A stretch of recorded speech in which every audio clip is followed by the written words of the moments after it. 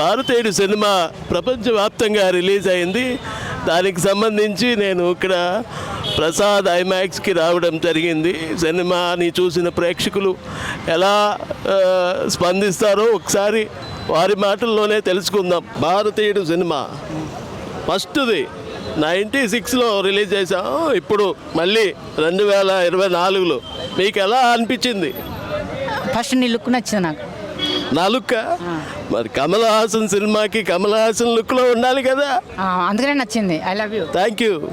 ఒక మంచి మంచి నిజమైన భారతీయునిలాగా, సుభాష్ చంద్రబోస్ లాగా, అల్లూరి సీతారాం లాగా మంచిగా ఉంది గెటప్. Thank you. సినిమా గురించి మనం మాట్లాడుకుందాం. సినిమా అంటే భయ్య, ఈ సినిమా మీడియా సినిమా, మిస్ కాకుండా చూడాల్సిన సినిమా. ఇది మీ సినిమా, మా సినిమా, మనందరి సినిమా. నేను మీసం మేలేసి తొడగొట్టి చెప్తున్నా, ప్రతి భారతీయుడు చూడాల్సిన సినిమా. మరి మన దగ్గర పప్పు ఉన్నాడు. నా సినిమా భారతీయుడు 2 చూసావా? చూశాను, భారతీయ 2 చూశాను. అప్పుడప్పుడు అనిపిస్తుంది ఎందుకు తీశారో అనిపిస్తుంది. ఇది చెయ్యి ఇలా అని తిప్పేస్తే మర్మకళ తెలుసుగా. మర్మకళ ఆల్రెడీ భారతీయుడు 1లోనే చూసాము, పాతకేళ్ళనే తిప్పేశాము. ఇప్పుడు తిప్పాల్సింది ఏముంది కొత్తగా? మరి బయట కరప్షన్ ఎక్కువైపోతుంది కదా. అవును, మరి దాన్ని అరికట్టాలి కదా. మరి ఇలాంటి సినిమాలు శంకర్ ద్వారా రావాలి కదా. మీకు ఎలా అనిపించింది? నాకు ఎలా అనిపించింది, కరప్షన్ ఎలా చేయాలనేది కూడా నేర్చుకోవచ్చని అనిపించింది. ఓవరాల్గా మీకు హైలైట్ పాయింట్స్ ఏమన్నా అనిపించింది? హైలైట్ పాయింట్స్ ఒకటే అనిపించింది. నేనే సినిమాకి వచ్చి చూడడం నాకు హైలైట్ పాయింట్ అనిపించింది. డిసప్పాయింట్ ఏంటంటే బయటకు వచ్చేసాను కాబట్టి డిసప్పాయింట్ అనిపించింది. మూవీలో మాత్రం హైలైట్ పాయింట్స్ ఏం లేవండి.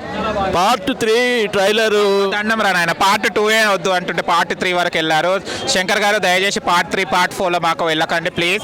భారతీయుడు 1కి మించిన సినిమా ఏమైనా ఉంటే తీయండి దయచేసి. చేతులు జోడించుకుంటున్నాను. నా 350 రూపాయలు దండగా అయినాయి. నాకేం అర్థం కాలేదు. మెసేజ్ వస్తాయని నేను చూసుకొని రావడం జరిగింది లోపలికి, కానీ మెసేజ్ లేదు. నాకున్న బుర్ర కూడా పోయిందండి. భారతీయుడు సినిమా చూసిన తర్వాత నాకు కొంచెం బాధ అనిపించింది. ఎందుకు బాధ అంటే 1996లో సినిమా వచ్చింది భారతీయుడు. అప్పుడు నా వయసు 5 సంవత్సరాలు. నేను థియేటర్కి వెళ్ళి చూడకపోయినా కానీ టీవీలో చాలాసార్లు చాలా సందర్భాల్లో ఒక 20-30 సార్లు సినిమా చూసాను. చాలా బాగా ఆకట్టుకుంటుంది. రెహమాన్ గారి మ్యూజిక్, శంకర్ గారి డైరెక్షన్, కమల్ హాసన్ గారి నటనం అద్భుతంగా ఉంటుంది. ఇప్పుడు జనరేషన్ మారింది. 28 సంవత్సరాలు వచ్చినారు కూడా, నెట్వర్క్ మారింది కానీ, టెక్నాలజీ మారింది కానీ దాన్ని తగ్గట్టుగా సినిమా తీయలేకపోయారు.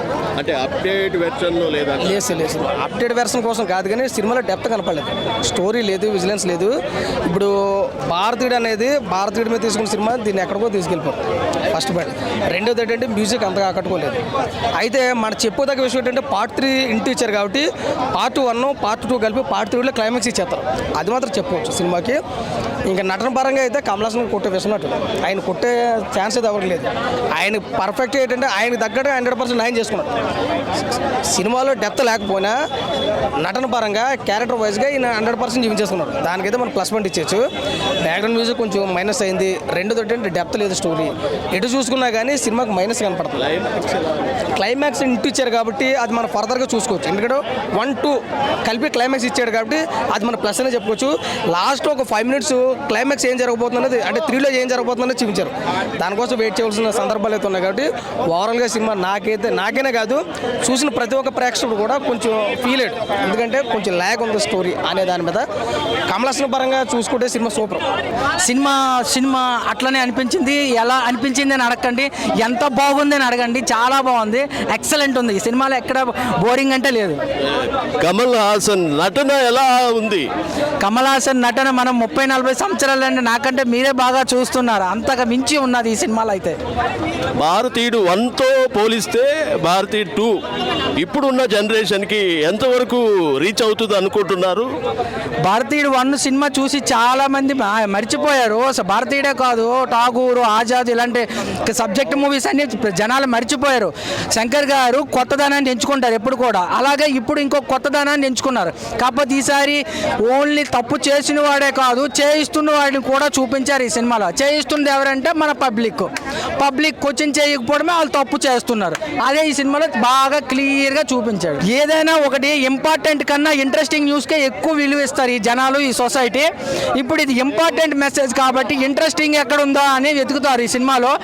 సినిమా 3 గంటలు ఎంత చాలా హైలైట్గా తీసిన సినిమాలో చాలా మంది తప్పులు ఎదుగుతున్నారు. అంటే ఆ వ్యక్తి ఆ ఉద్దేశంతో ఉన్నాడు కాబట్టి ఆ తప్పులు ఎదుగుతున్నారు. సినిమా 3 గంటలు తీశారు, చాలా బాగుందని అనడం కన్నా అందులో ఉన్న తప్పులు ఎదుగుతున్నారు జనాలు. మర్మకళ గురించి ఏమైనా చెప్పారా ఈ సినిమాలో?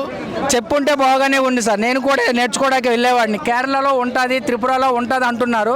ఒకసారి గూగుల్లో చెక్ చేసి నేను కూడా ట్రైనింగ్ తీసుకుందాం అనుకుంటున్నాను. ఎలా తిప్పుతాడు ఇలా ఇలా అంటే ఇలా తిప్పే